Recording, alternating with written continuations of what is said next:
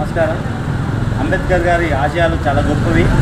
అంబేద్కర్ గారు లేకపోతే వ్యవస్థ ఉండేది కాదు, మనం ఇంత ప్రశాంతంగా బతికే వాళ్ళం కాదు.